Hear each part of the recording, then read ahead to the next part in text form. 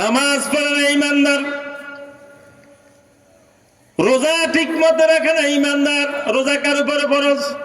ইয়া আইয়ুহাল্লাযীনা আমানু কুতিবা আলাইকুমুস সিয়াম কামা কুতিবা আলাল্লাযীনা মিন কাবলিকুম লাআল্লাকুম তাত্তাকুন। জোরে আল্লাহু আকবার।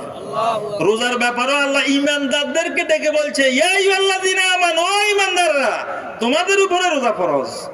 দেখেন, আপনার এলাকায় যদি কোনো যুবক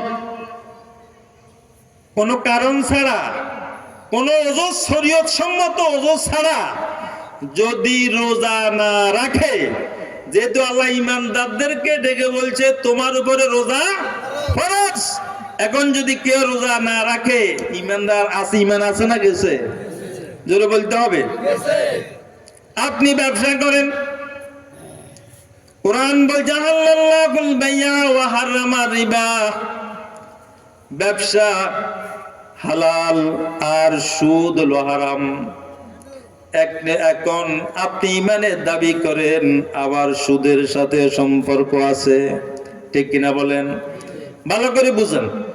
ঈমানের দাবি করে আবার সুদের সাথে সম্পর্ক আছে না নাই? এখন সুদের সাথে সম্পর্ক থাকলে ঈমান আছে না গেছে? কারণ সুদ এমন একটা জঘন্য পাপ, এত জঘন্য পাপ, হাদিস শরীফে আছে, কোরআন তো বলছে যে ছোট্ট গুনাহ হলো আপন মায়ের সাথে ব্যভিচারে লিপ্ত হওয়া, আর বড় গুনাহ হলো স্বয়ং আল্লাহর সাথে যুদ্ধ ঘোষণা করা। এত আস্তে নাউজুবিল্লাহ হবে না, আরো জোরে বলেন। এখন এই সুদের সাথে আমরা আসি না নাই? আরে 54 বছরের বাংলাদেশ, মুসলমানের বাংলাদেশ, মুসলমানের বাংলাদেশের পুরো অর্থ ব্যবস্থাটা সুদের উপরে নির্ভর, ঠিক কিনা বলেন? পুরো ব্যবস্থা অর্থের উপর, সুদের উপরে নির্ভর। আপনি যে ব্যাংকে যান, সুদ আছে না নাই? যেখানে যান সুদের উপরে নির্ভর। এই যে আমরা চাকরি করি, আমরা আমাদের এমপির এগেইনস্টে লোন নিতে পারি। কি সুন্দর একটা সিস্টেম করছি বিগত 16 বছরে, যে মাদ্রাসার হুজুরেরাও তার এমপির এগেইনস্টে লোন নিতে পারবে। যেমন আমার যে স্কিল, আমার এই স্কেলে আমি 15 লক্ষ টাকা লোন নিতে পারবো। আর এই লোন যখন লব তখন আমার লগে সুদের লগে সম্পর্ক শুরু। তা আমাদেরকে এটা লোভ দেখাই আমাদের হুজুরে করলো সুদের ভিতরে ঢুকেছে। নাউজুবিল্লাহ। এখন অথচ এটা জঘন্য পাপ। এখন ফতুয়া দেখো, আমি কিনতাম আর মাইয়ার বিয়ে, তো এখন আমি বিপদে পড়ছি, এই জন্য লইছি। কোন বিপদ আপনাকে রক্ষা করতে পারবে না, এটা সুদ। অথচ এই সুদকে উৎখাত করার জন্য বাংলাদেশের ঈমানদারদের কোনো চেতনা নাই, কোন বিপ্লব নাই, কোন আন্দোলন নাই এই সুদকে এই দেশ থেকে উৎখাত করার জন্য, ঠিক কিনা বলেন? আপনারা ঈমানের দাবিতে এই দেশ থেকে সুদ উৎখাত হোক চান? চান? কারা কারা চাই দেখি হাত তোলেন তো। নারায়ে তাকবীর, নারায়ে তাকবীর। যদি সুদ এই দেশ থেকে উৎখাত হতে চান, তাইলে কোরআনকে সংসদে পাঠাতে হবে। ওয়াজ নসিহত দিয়া সুদ বন্ধ হবে না। ব্যক্তিগতভাবে আপনি হয়তো জীবন থেকে এটাকে ম্যানেজ করতে পারেন, জাতীয়ভাবে কোরআন যে পর্যন্ত সংসদে না ঢুকবে ততক্ষণ পর্যন্ত এই দেশ থেকে সুদ উৎখাত হবে না। এরপরে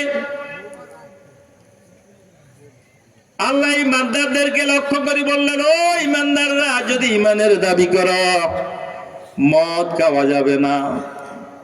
ইয়া আইয়ুহাল্লাযীনা আমানু ইন্নামাল খামরু ওয়াল মাইসিরু ওয়াল আনসাবু ওয়াল আজলামু রিজসুম মিন আমালিশ শাইতান। ও ঈমানদাররা, মদ, জুয়া, লটারি, মূর্তি পূজা এগুলা হারাম। এটা শয়তানের কাজ, কোন মানুষের কাজ না। সুতরাং তোমরা এটা বর্জন করো, মদ খাওয়া যাবে না, মদ খাওয়া যাবে না। এটা কার নির্দেশ? জোরে বলেন, কার নির্দেশ? নির্দেশ কার উপরে? ইমানদারের উপর। এখন ইমানদার যদি মদ খায়, ইমান আসেনি? আছে। এরপরে ইমান যায় না, বাংলাদেশের ইমান যায় না, থাক মনে কষ্ট নিয়ে নেই, এরপরও থাকে। আরো বলে যে আমি কি ইসলাম বুঝি না। তাই কেন বললাম যে বুঝুন দেয় তো রাত্রের অন্ধকারে মদটা ভালো করি খান, খুব ভালো ইসলাম বুঝেন আপনি। আছে না নাই? আমাদের দেশের নেতারা সুন্দর সুন্দর জামা দিয়ে দেখবেন মাঝে মাঝে মদের বিরুদ্ধে বক্তব্য দেয়, আছে না? দেখবেন মদের বিরুদ্ধে কথা বলে। আমি একসময় এরকম নেতাদের পাশে বসছি, এক নেতা খুব জোরে বক্তব্য দেন মদের বিরুদ্ধে। সেনবাগে মদ চলবে না, সেনবাগে মদ চলবে না। আমার পরে আর এক নেতা মুস্কি হাসে। আরে ভাই, একটু ভালো কথা বলতে যা, আপনি মুস্কি হাসেন কেন? এখন যত জোরে বলে রাত্রে 10টার পরে এত আরো জোরে খাইবো, এরকম নেতা আছে না নাই? আপনি তাকে কি বেঈমানদার বলতে পারবেন, ইমান নাই বলতে পারবেন? হ্যাঁ, তো কবে আমি ইমানদার, আমি কি কম বুঝি নাকি ইসলাম? এরকমও আছে না নাই? ইমানদার। এ মদকে কেন হারাম করছে? মদকে হারাম করছে আপনি সৃষ্টির সেরা জীব, এই মদটা খেলে আপনার যে আল্লাহ যে আকল দিছে, বিবেক দিছে, মদ খাইলে বিবেকটা কি হয়? লোপ পায়। বিবেকটা কি হয়? দেখবেন কিছু লোক আছে মদ খাইলে তখন হাতে আব্বারও চিনা না, মাতাল হয়ে যায়, মাতাল হয়ে যায়। আমি জানি না, শুনছি আর কি, আমাদের ওইদিকে নাকি একজন মদ খাইছে যুবক, মদ খাই যে লম্বা খাজুর গাছের আঞ্জা করে ধরি মুসলমানে নিকো মার আব্বা কত লম্বা, খাজুর গাছের আব্বা বলা, মদ খাই না কোন ফিলারে আরো কি কি ডাকে, ঠিক কিনা বলেন?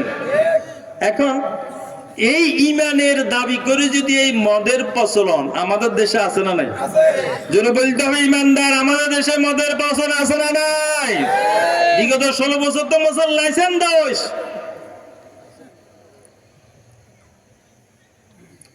একটা বাইর করছে মদ নিয়ন্ত্রণ দপ্তর, অধিদপ্তর, এর ব্যাপারে নিয়ন্ত্রণ করবে, এটা তো হারাম, উচ্ছেদ করার সিদ্ধান্ত নিতে হবে, ঠিক কিনা বলেন?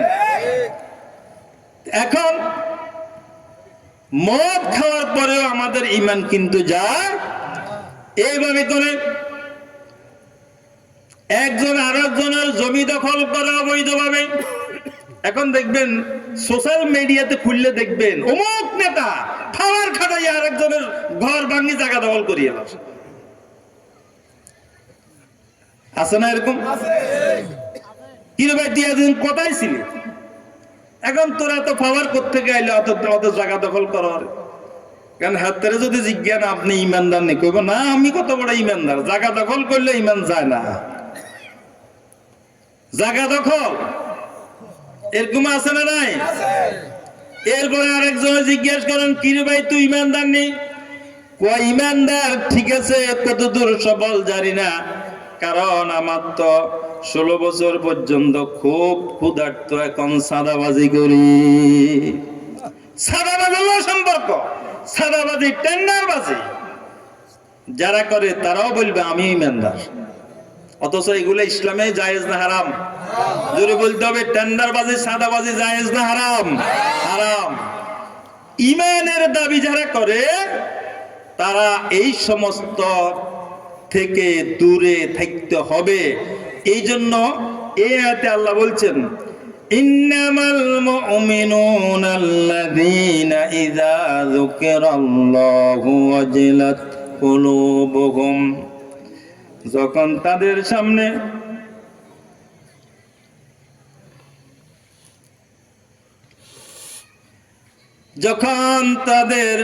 ইমানদারের সামনে আল্লাহর জিকির করা হয়, আল্লাহর আলোচনা আসে, তখন ইমানদাররা আল্লাহর ভয়ে প্রকম্পিত হয়ে যায়।